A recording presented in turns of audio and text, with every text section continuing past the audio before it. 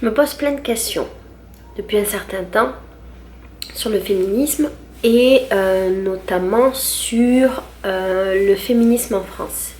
Je me pose plein de questions parce que c'est quelque chose que je commence à étudier. Et puis aussi parce qu'ici au Brésil, le féminisme est complètement différent. Notamment, quand je parle du Brésil, je parle de Rio. Parce que je connais pas le reste du pays et que ce pays est un continent et que chaque partie du pays est différente. Et ici, le féminisme est différent. J'aurai l'occasion d'en parler en vidéo. Parce que les revendications sont pas les mêmes, parce que les acquis sont pas les mêmes. Parce que les luttes et les problèmes sont pas les mêmes. Et puis, il n'y a pas longtemps, je me suis posé la question du fameux harcèlement de rue, dont on a beaucoup entendu parler ces, je crois, 2-3 dernières années en France. Et je me suis demandé comment je me sentais moi au Brésil par rapport à ça. Alors, pour clarifier les choses et pour contextualiser ma pensée, est-ce qu'on peut dire ça? Au niveau du harcèlement de rue, je suis pas vraiment d'accord avec la définition qui est faite sur Internet. Je suis pas du tout d'accord avec le fait que si un homme vient nous importuner ou nous parler ou nous draguer dans la rue, il soit considéré comme un harceleur parce que 10 autres mecs seraient passés avant ou après pour faire la même chose. Je synthétise et peut-être je dis des bêtises d'ailleurs, peut-être j'ai mal compris, mais c'est comme ça que je l'ai compris. Je suis pas tout à fait d'accord avec cette définition. Pour moi, il y a du harcèlement à partir du moment où une personne continue à faire quelque chose alors qu'on a exprimé notre désaccord. Donc de base, je suis pas très d'accord avec cette définition, mais dans ma vidéo, quand je vais parler de harcèlement de rue en France, je vais parler de cette manière-là de voir le harcèlement, c'est-à-dire en gros des mecs qui t'emmerdent dans la rue. Pourquoi je me suis posé cette question ? Parce que ça fait 9 mois que je suis au Brésil et puis en 9 mois, j'ai passé beaucoup de temps dans la rue. J'ai passé beaucoup de temps seule dans la rue. J'ai passé beaucoup de temps dénudée dans la rue. Pas dénudée, mais dénudée parce qu'ici, il fait chaud et qu'on s'habille très court. Et puis un jour, j'ai réalisé qu'en fait, je m'étais jamais fait emmerder par un mec. Ça m'a paru fou. J'avais oublié ce que c'était que de se faire emmerder par des mecs dans la rue. Et donc, j'ai eu envie de réfléchir aux différences qu'il pouvait y avoir entre le harcèlement de rue en France et à Rio. J'aimerais là encore une fois contextualiser mes propos. Je vais parler de ce que je considère donc de la définition commune du harcèlement de rue en France, qui je crois est quand même propre à Paris. Qui peut marcher aussi à Marseille mais qui est un peu différent, et dans la vidéo j'expliquerai les différences. Et dans le cadre de ma vie ici, des Brésiliens, je vais parler de Rio et du centre de Rio. Le centre de Rio, ça s'appelle la zone sud et c'est plutôt un centre, c'est plutôt un lieu classe moyenne, centre-ville près des plages. Et voilà. Je ne vais pas parler des favelas, des communautés, des endroits où il y a des problèmes. Je ne vais pas parler de tout le Brésil, je vais vraiment parler du centre de Rio qui est quand même assez privilégié. En France, je viens d'une ville où les mecs draguent les meufs comme ils respirent. Je suis marseillaise et en fait à Marseille, il est totalement normal, ça ne veut pas dire normal dans le sens d'acceptable, normal dans le sens de commun. Il est tout à fait normal de se faire aborder tout le temps, dans la rue, à la plage, en voiture. Par exemple, si on marche dans la rue et qu'on est habillé un petit peu court, c'est sûr et certain qu'on va avoir des réflexions, c'est sûr et certain qu'il va y avoir des mecs qui vont venir nous brancher. Si on marche le long d'une plage, c'est sûr et certain aussi qu'on va se faire brancher. Je me souviens de la dernière fois où j'étais à Marseille, ça faisait un moment que je n'avais pas été parce que j'habitais dans une ville un petit peu plus loin et j'étais dans ma voiture et les mecs me draguaient en conduisant. C'est une scène normale à Marseille et les mecs le font avec plus ou moins de respect. Moi j'ai la chance d'avoir presque toujours vécu des situations avec beaucoup de respect, mais parfois effectivement il n'y en a pas. J'ai donc passé de mes 17 à 33 ans dans cet environnement de dragage normal Et dans cet environnement où je devais en permanence faire attention à comment je m'habillais, comment je me comportais dans la rue et faire attention aux intentions des mecs qui m'abordaient en permanence. Quand il y a eu toute la polémique sur le harcèlement de rue, j'ai pas compris le délire. Pour être honnête, j'ai vraiment pas compris le délire parce que ça me semblait tellement normal que je comprenais pas cette histoire de harcèlement et je comprenais pas en quoi c'était dérangeant parce qu'encore une fois, moi j'avais pas vécu de trucs vraiment graves. J'en ai vécu à Marseille. Je crois que toutes les meufs ont vécu des situations difficiles à Marseille avec les mecs, mais voilà. J'ai discuté avec beaucoup de monde sur la question et au final j'arrivais pas à avoir un avis tranché sur est-ce que du harcèlement c'est quand plein de mecs différents viennent te brancher ou est-ce que c'est quand un mec à qui t'as dit non, reviens te brancher. Je crois que ce qui a joué aussi dans le fait que je comprenais pas c'est ma culture latine, le fait que je vienne du sud et le fait qu'encore une fois je sois habituée à cette manière de faire des hommes.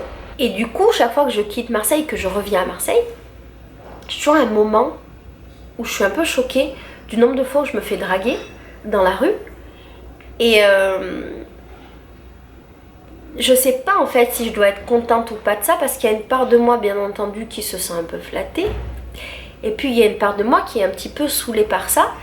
Et effectivement, quand les filles sur internet parlaient de harcèlement et parlaient du fait qu'en tant que femme on n'avait pas besoin d'avoir l'avis d'un homme sur la manière dont on s'habillait ou la manière dont on était, si on était belle, pas belle, maquillée, pas maquillée, souriante, pas souriante, machin.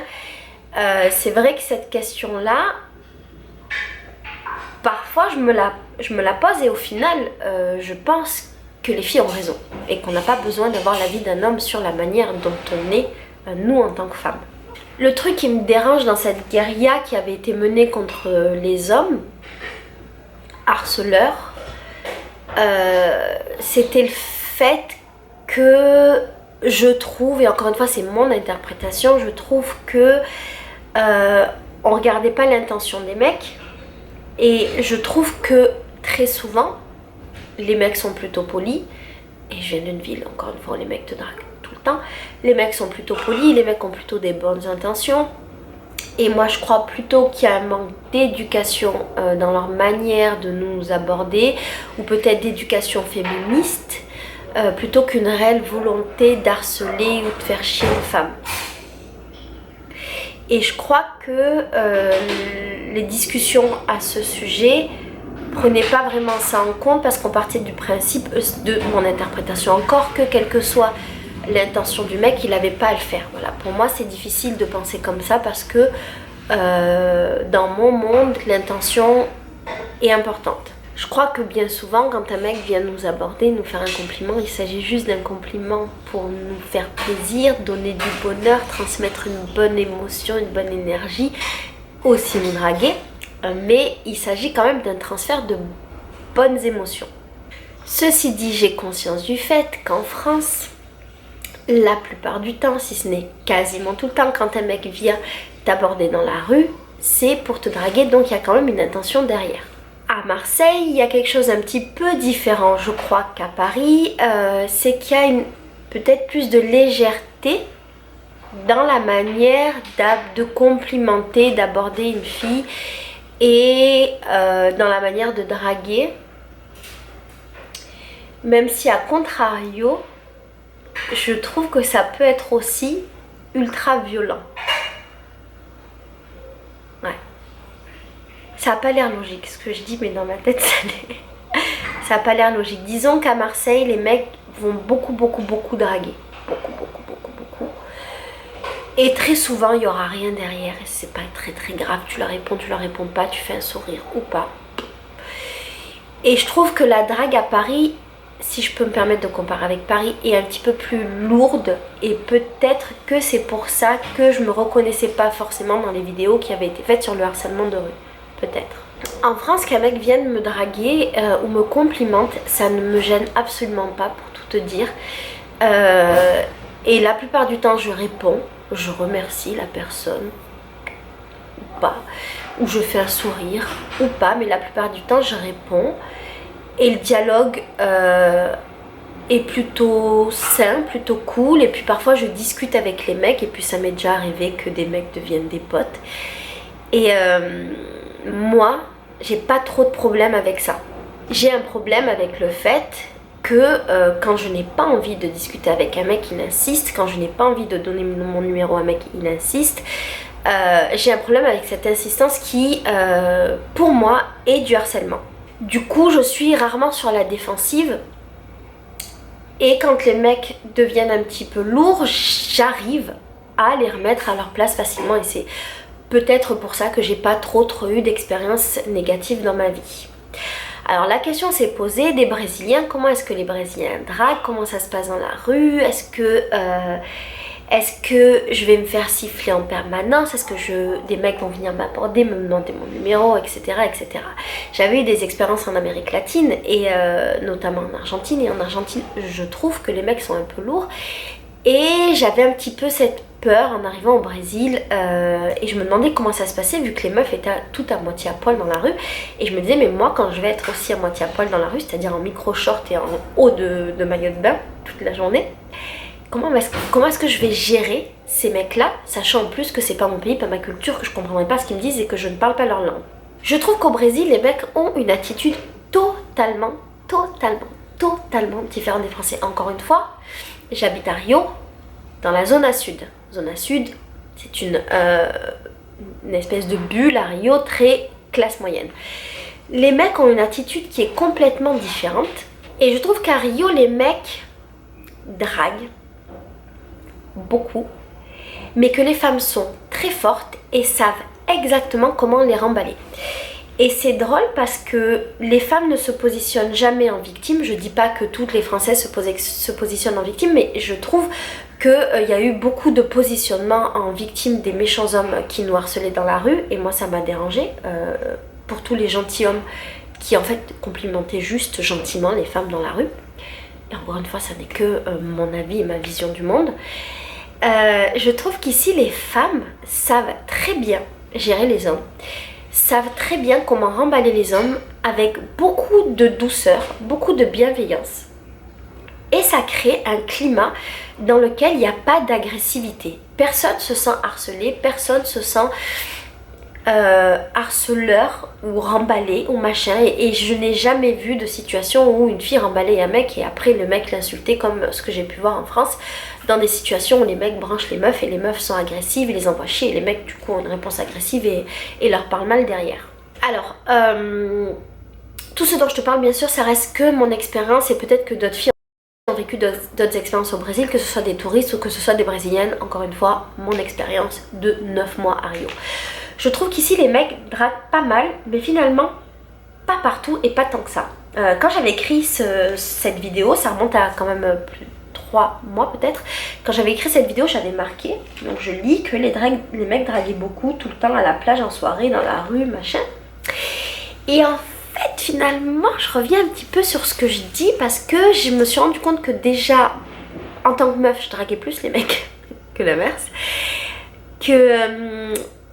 Et qu'au final, oui, les mecs draguaient à la plage, mais que c'était quand même assez léger si je comparais avec le nombre de fois où je me suis fait draguer à Marseille. Par exemple, à Marseille, tu vas à la plage, tu te fais draguer toutes les 5 minutes par des mecs. Ici, finalement, c'est assez rare que je me fasse draguer. Je me fais draguer par les vendeurs de fromage de la plage, les vendeurs de brochettes de fromage. Mais je me fais pas vraiment draguer par les Brésiliens. Dans la rue, je n'ai jamais ressenti de drague poussée comme ce que je peux avoir à Marseille ou à Paris. Et finalement, je me fais plutôt draguer en soirée. Mais il y a des codes. Et au final, je me fais pas draguer tant que ça. C'est drôle. Je me fais pas draguer tant que ça au Brésil. Je crois qu'en fait, ici, les mecs sont beaucoup plus subtils.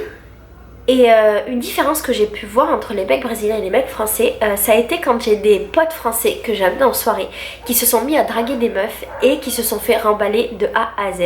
Et en fait, quand ils sont arrivés à la soirée, ils étaient en mode en chien, à chercher quelle meuf ils allaient draguer et à tenter leur chance et à aller discuter avec des meufs que pour les brancher. Ici, je crois qu'au Brésil, c'est plus subtil parce que les mecs discutent avec toi. Il y a des codes un petit peu. Ils discutent avec toi. Et le début d'une relation, c'est plutôt pour sympathiser. Et puis après, ils tentent leur chance. Et puis d'ailleurs, pour t'embrasser, ils te demandent j'aimerais t'embrasser, est-ce que je pourrais avoir un bisou? Tu dis oui, tu dis non, et si tu dis non, ils continuent à discuter avec toi, ils t'insulteront jamais, ils te parleront jamais mal, c'est juste cool, ils ont tenté, ça a marché, ça n'a pas marché, voilà. J'aurai l'occasion de plus parler de la drague au Brésil dans une vidéo dédiée, mais en gros ici il y a des codes qui font par exemple qu'en soirée, tout se passe par le regard. Si je regarde un mec et qu'il me regarde, ou s'il me regarde et que je le regarde, il va comprendre qu'il y a moyen, et il va venir me parler, et puis après libre à moi de vouloir continuer à parler ou pas, l'embrasser ou pas, libre à moi. Il y a ce genre de codes ici qui font que la drague, je trouve, est beaucoup plus subtile et beaucoup plus douce. En France, si je suis en soirée et que je danse avec un mec vient danser avec moi, je trouve que dans la plupart des cas, c'est pour me draguer à la fin, c'est parce qu'il espère quelque chose à la fin de la danse ou après. Ici, les gens, quand ils dansent avec toi, ils dansent avec toi pour danser avec toi. Voilà. Alors, ça ne veut pas dire qu'au fond d'eux, il n'y a pas un petit truc qui dit que s'il y avait une ouverture, ils iraient dedans. Mais la réalité, c'est que ici, tu danses pour danser. Et tu peux danser ultra sexy, ultra sexuel même, ça reste de la danse. Ça, c'est quelque chose qui pour moi n'est pas nouveau parce que je suis une danseuse de salsa et que dans notre milieu, on a ces codes-là qui font qu'on peut danser, que ce soit très sensuel, qu'on partage des choses, que ce soit même parfois ultra sensuel et physique, mais qu'à la fin de la danse, chacun fasse sa vie et voilà. Ici, c'est beaucoup comme ça, je trouve, et on a des danses au Brésil qui sont 1000 fois plus sexuelles que tout ce que j'ai connu avant, et notamment le funk, qui est une danse où les meufs dansent avec leurs fesses et on est collé à des mecs. Et malgré tout, à la fin de la danse et pendant la danse, le mec n'essaye pas de te embrasser, n'essaie pas de te draguer, te propose rien d'ailleurs à la fin de la danse, et c'est juste danser pour danser. Ce qui m'avait choqué quand j'étais arrivée au Brésil, c'est que les Brésiliens sont hyper tactiles. Quand tu danses avec un mec, il te touche, il t'attrape, il te machin, tu vois, il y a un mot ici, un verbe qui s'appelle pegar. Pegar, ça veut dire attraper, et les gens se sentent et se touchent. Et c'est vrai qu'au début, ça me faisait bizarre, parce que ça me semblait trop, et je croyais qu'en fait, les mecs profitaient du fait que j'étais une gringa, donc une étrangère. Mais en fait, ici, les gens se touchent réellement et c'est normal. Pour dire bonjour, on se fait un câlin et c'est normal aussi. En France, si un mec me touchait comme ça, je le vivrais comme un énorme manque de respect. Ici, non. Et ici, par exemple, il m'est très rarement arrivé qu'un mec profite, c'est-à-dire que ses mains, par exemple, quand elles sont derrière, sont un peu trop basses. C'est très rare, très rare, très rare. Et quand ça a été le cas, je les ai remontées et c'était réglé, le mec n'a pas essayé. De mon expérience de française, ça m'est beaucoup plus arrivé en France. Effectivement, j'ai passé plus d'années en France, mais je trouve que c'était quelque chose de plus récurrent dans des soirées que j'ai pu faire en France, dans certains milieux que j'ai pu côtoyer en France. Je te parlais tout à l'heure de la rue, et si je pense à la rue, je n'ai jamais eu de problème et c'est ultra rare qu'un mec vienne te draguer dans la rue, je trouve. Mais il est quand même de temps en temps arrivé des trucs, un petit truc. Par exemple, il est déjà arrivé plusieurs fois que des mecs passent en voiture et me regardent de bas en haut. Il y a un quartier à côté de chez moi, je ne sais pas pourquoi dans ce quartier-là, les mecs regardent vachement les meufs. Je sais pas pourquoi, c'est un quartier très populaire et en même temps il y a beaucoup de salles de sport dans ce quartier, je sais pas si c'est un lien. Mais quand je passe dans ce quartier, selon comment je suis habillée, je vois le regard des mecs sur mon corps que je ne vois pas ailleurs au Brésil, quand je suis vers la plage, quand je suis au centre-ville, quand je suis à Santa Teresa, machin. Je ne me suis jamais fait siffler dans la rue et je ne me suis jamais fait accoster par des mecs qui étaient assis quelque part et qui me parlaient, machin. Si je passe dans la rue quelque part et qu'il y a des mecs assis par exemple, contrairement à Paris ou contrairement à la France tout court, les mecs ne vont pas me calculer. Ils ne vont même pas lever un regard sur moi, ils en ont rien à foutre. Ici, quand je me promène dans la rue, quels que soient mes vêtements, et encore une fois je suis souvent peu habillée parce qu'il fait très chaud, ici quand je me promène dans la rue, je ne me sens jamais regardée ou jugée, je ne me sens jamais mal à l'aise et contrairement à ce que j'ai pu vivre en France à plusieurs reprises, ça ne m'est jamais arrivé de me dire mince, il y a des mecs, je vais changer de trottoir. À Marseille, c'est quelque chose que je fais régulièrement, c'est vrai, je me rends compte maintenant que je te fais la vidéo, c'est quelque chose que je fais souvent. À Paris, j'ai déjà eu peur en passant devant des mecs qui étaient sur des bancs. Ici au Brésil, ça ne m'est jamais arrivé. Je l'ai déjà ressenti par exemple en Amérique latine. C'est vrai, en Argentine, je l'ai déjà ressenti. Mais au Brésil, jamais. au Brésil, je me sens hyper à l'aise dans mon corps et dans mes vêtements et je n'ai jamais eu à regretter la manière dont je m'étais habillée, ce qui est déjà arrivé en France. En France, par exemple, je me suis déjà promenée dans la rue, déjà j'ai souvent réfléchi à comment j'allais m'habiller avant d'aller dans la rue, surtout à Marseille, de me dire est-ce que ce short il n'est pas trop court et est-ce que ce haut est pas trop court. Je me souviens qu'à Marseille, j'aurais jamais mis un petit top comme ça avec un micro short, impossible. À Marseille, il m'est déjà arrivé de regretter une fois que j'étais dans la rue et quand je voyais les réactions que ça suscitait auprès des mecs. Ici au Brésil, jamais, de jamais, de jamais. Et tu sais quoi, je me suis déjà promenée dans la rue plein de fois en body claquette. En body claquette en période de carnaval ou genre en maillot de bain dans la rue et personne ne me calcule. Je crois qu'il y a ici une différence avec la France, c'est que les femmes s'habillent de manière beaucoup plus légère. Le mot qui me vient c'est provocante, mais en fait provoquer quoi? Je trouve que ce mot veut rien dire en fait pour une manière de s'habiller, parce que ça induirait qu'on s'habille pour provoquer l'autre et en fait c'est pas du tout le cas, on s'habille juste parce qu'on a envie de s'habiller comme on a envie de s'habiller. Mais disons que j'ai la sensation que les mecs ici sont beaucoup plus habitués à voir le corps des femmes, sachant que les femmes ici s'habillent comme elles veulent, quel que soit leur corpulence. Il y a des femmes qui sont très grosses avec des micro-shorts et des micro-hauts, ça dérange personne, alors qu'en France ça provoquerait un tollé. Ici ça ne dérange personne et les mecs n'oscillent pas d'un sourcil, je sais pas si ça se dit, mais les mecs s'en foutent complètement.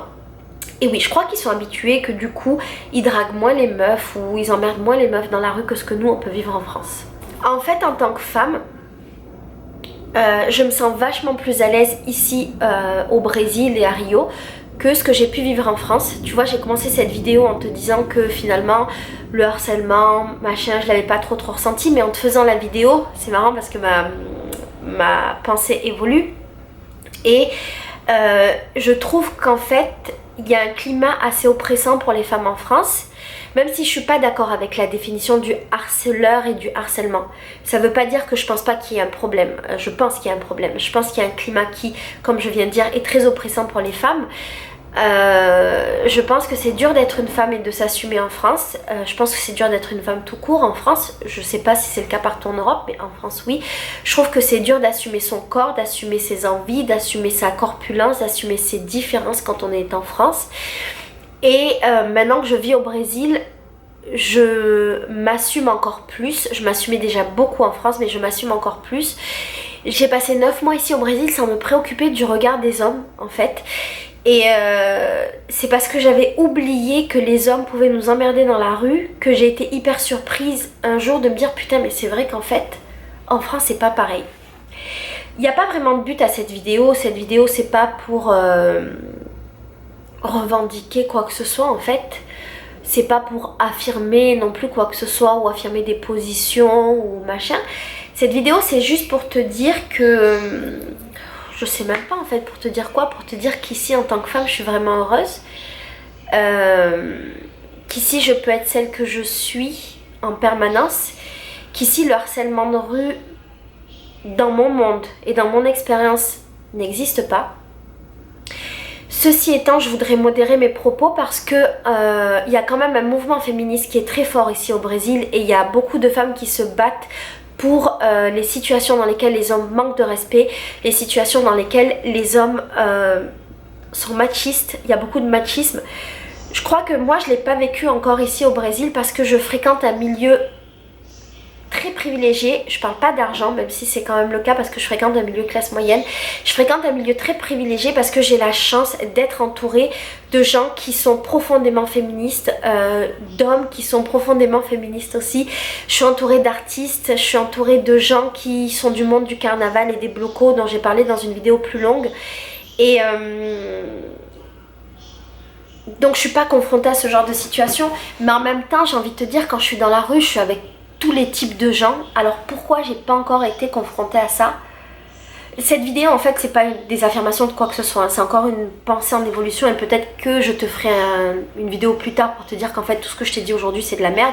C'est pas des pensées qui sont arrêtées, c'est vraiment à cet instant T mon vécu. Je m'interroge encore, je me demande pourquoi moi j'ai une vision différente d'autres filles ici au Brésil. Peut-être que j'ai la chance d'être une touriste, alors je me fais moins emmerder, je sais pas. Il y a un mouvement ici qui s'appelle Nao et Nao qui est très intéressant et j'aimerais beaucoup te faire des vidéos sur le sujet plus poussées, mais il faut que je connaisse plus de gens et que j'ai plus de discussions avec des femmes pour ça. Et ce mouvement il dit non c'est non. Et c'est pour dire que c'est mon corps et mes règles, et que si je ne veux pas que tu me touches, si je ne veux pas que tu poses tes mains sur moi, tu ne dois pas les poser. Si je te dis non, c'est non. Si je ne veux pas que tu m'embrasses, c'est non. Et ce mouvement est né parce qu'il y avait un ras-le-bol de la part des femmes du fait du mauvais comportement des hommes. Donc je pense qu'il y a quand même un gros problème ici au Brésil. Je pense qu'il y a des problèmes partout dans le monde, et ce qui se passe en Amérique latine en ce moment, et le soulèvement des femmes en ce moment en Amérique latine, notamment en Argentine et notamment au Chili, montre qu'il y a quand même un gros problème. Mais je crois que le problème est différent de la France. J'ai encore besoin de temps pour comprendre la différence entre le comportement des hommes ici au Brésil, ici en Amérique latine et en France.